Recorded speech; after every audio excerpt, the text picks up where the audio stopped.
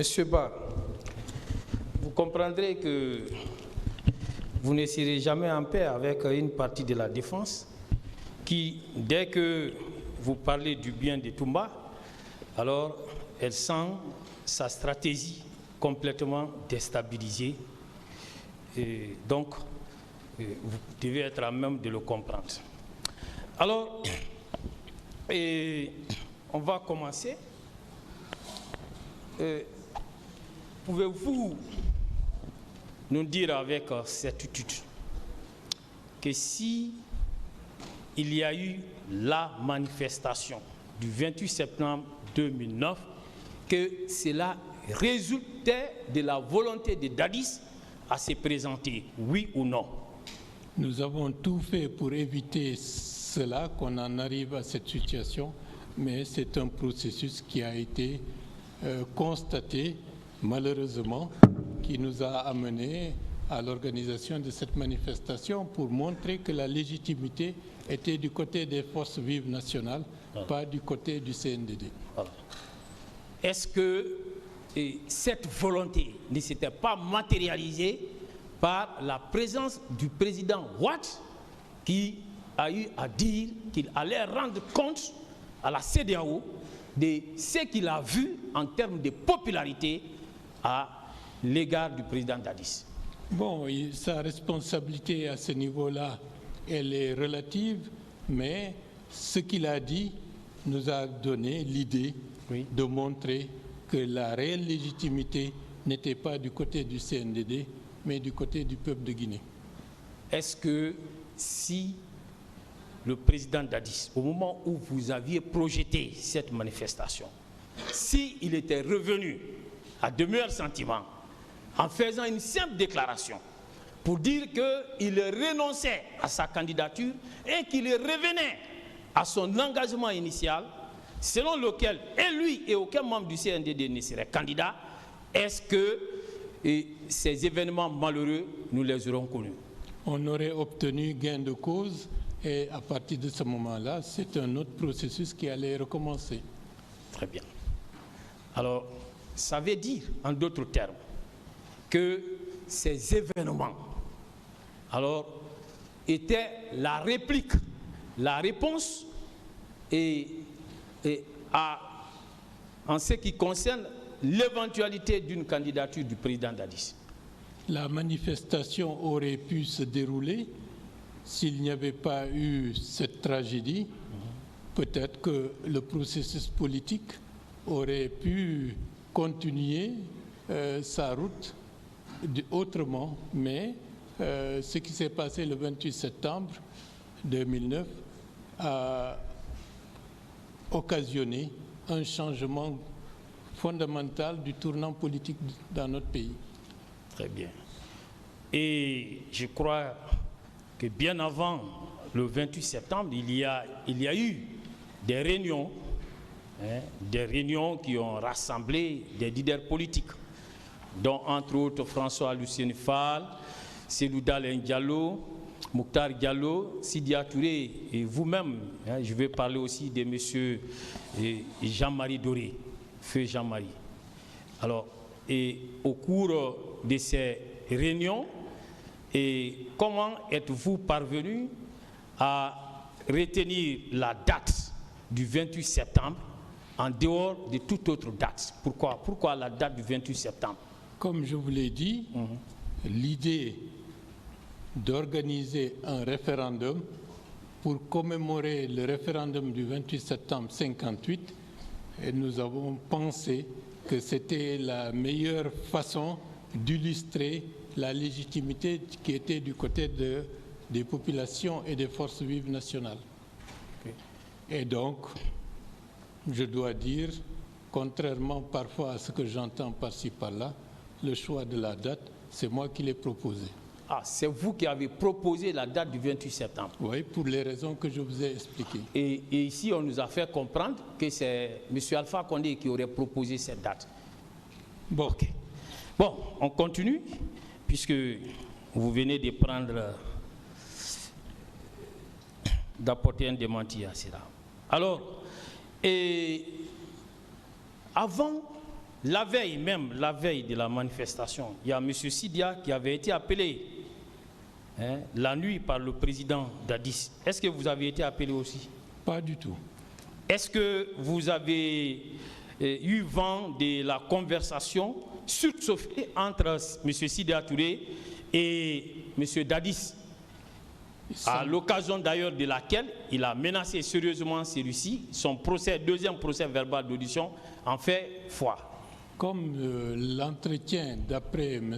Touré a eu lieu le lundi 28 septembre à 2 h du matin, il nous a relaté dans le cadre d'une conversation informelle cela chez le doyen Jean-Marie Doré. Donc voilà. Donc ça veut dire que le président Dadis voulait à tout prix empêcher la tenue de cette manifestation. Bon, je pense que peut-être, mais M. Touré était membre des Forces vives, mais il n'était pas dans le cadre du comité d'organisation de la manifestation. Et comme je vous l'ai dit, toutes les décisions importantes, sinon essentielles, se prenaient en Assemblée générale des Forces vives pour éviter de rééditer les va-et-vient qui auraient pu être possibles si un petit nombre pouvait se retrouver en catimini pour changer de décision. Ne vous a-t-il pas rendu compte de son entretien téléphonique? Non, c'est lorsqu'on s'est retrouvé chez le doyen Jean-Marie qu'il a fait part de l'entretien qu'il a eu la nuit. Est-ce que là, vous n'avez pas compris que sa volonté était d'empêcher la tenue de la manifestation projetée? Ce qui prévalait, c'était de dire qu'il faut reporter. Ce n'était pas de ne pas faire, mais reporter la manifestation, alors que déjà la foule était en train de se masser. Et lorsque vous êtes venu, après votre départ du domicile de M. Jean-Marie Doré, lorsque vous êtes venu, vous avez vu M. Colonel Tcheboro et son dispositif. Est-ce qu'on ne vous a pas dit de reboucher chemin? C'était toujours reporter votre réunion, votre manifestation à une autre date, alors que nous étions déjà regroupés. Voilà. N'est-ce pas là l'expression d'une volonté tendant à empêcher le meeting qui était en vue? Bon, ils auraient pu procéder autrement, mais de par ce biais-là, c'était déjà trop tard. Et vous avez eu à faire des déclarations, et contrairement aux autres qui m'ont précédé. Alors, je ne vois pas de contradiction, parce que vous avez dit que M. Diakité est arrivé. C'était après que les tirs étaient déjà en cours. Voilà. Ce n'est pas à son arrivée que les tirs ont retenti, oui ou non? Oui. Très bien. Donc, il a trouvé que des tirs étaient en cours. Il a trouvé que des explosions de grenades retentissaient aussi. C'est en ce moment qu'il est arrivé. Alors, et vous avez dit qu'il a conduit les leaders et il vous a laissé sur la pelouse avec M. Dalin. Vous avez dit ça dans votre PV. Est-ce qu'en venant dire ici, en venant déclarer ici que M. Diakité a eu à vous instruire de le suivre, de regrouper et de prendre en charge des leaders qu'il a sauvés, existe-t-il une contradiction entre vos déclarations antérieurement faites et celles que vous avez faites aujourd'hui? Pas du tout. C'est ça. On veut créer de la confusion. Je continue. Alors, confirmez-vous que M. Aboubacar Diakité dit tout bas était venu, il n'était pas porteur d'armes? Je ne peux pas être affirmatif puisque je n'ai pas eu la possibilité de le regarder de haut en bas, voilà, parce que les circonstances ne s'y prêtaient pas du tout. Donc, vous, personnellement, vous ne pouvez pas affirmer qu'il portait une arme? C'est clair, je ne pouvais pas, je ne peux pas l'affirmer. Vous confirmez aussi que M. Aboubakar Diakité Ditumba a eu à vous regrouper, a eu à protéger des leaders et il les a exfiltrés. Vous le confirmez? C'est ce qui s'est passé, c'est ce que j'ai compris par la suite. Très bien. Mais dans les circonstances du moment, Oui. Au moment où eux, ils partaient, j'étais préoccupé par la situation de M. Dalin qui était par terre et comment on allait faire maintenant pour nous tirer d'affaire. Est-ce que, personnellement, avez-vous vu M. Diakité en train de tirer sur un manifestant? Je n'ai pas vu cela. L'avez-vous vu en train de blesser un manifestant? Je n'ai pas vu cela. L'avez-vous, vous, en train de piller qui que ce soit? Non, pas du tout. L'avez-vous vu en train de violer? Non.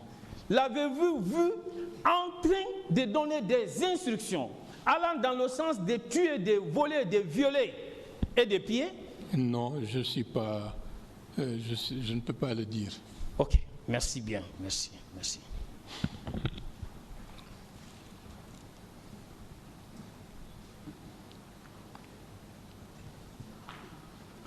Et je voudrais savoir, lorsque vous êtes arrivé au niveau de la clinique Ambroise Paré, vous avez dit que 2 militaires étaient intervenus là-bas et menaçaient de faire exploser la clinique au cas où les leaders qui étaient avec vous seraient admis, auraient reçu des soins. Êtes-vous en même de nous dire qui étaient exactement ces 2 militaires? Nous étions 2, Ella Selou et moi-même. Il n'y avait personne d'autre à ce moment-là. Et les militaires qui menaçaient là, vous pouvez les identifier? Je ne peux pas les identifier formellement. Oui. Il y a une silhouette que j'ai décrite comme étant un monsieur avec un t-shirt noir, bien arrêté, qui était le donneur d'ordre. Et à côté de lui, un autre qui avait une tenue kaki, mais qui était bardé de ceinture avec des balles et des grenades comme des perles et qui était à ses côtés. Ce sont dans tous les cas, vous êtes formel que les 2 qui menaçaient de faire exploser, parmi ces 2, il n'y avait pas Toumba. Bien entendu, il n'était pas là. Parce que M. Kiboro avait dit ici que M. Aboubakar Diakité Ditumba serait venu avec ses hommes pour faire exploser. C'est pourquoi je pose cette question. Très bien.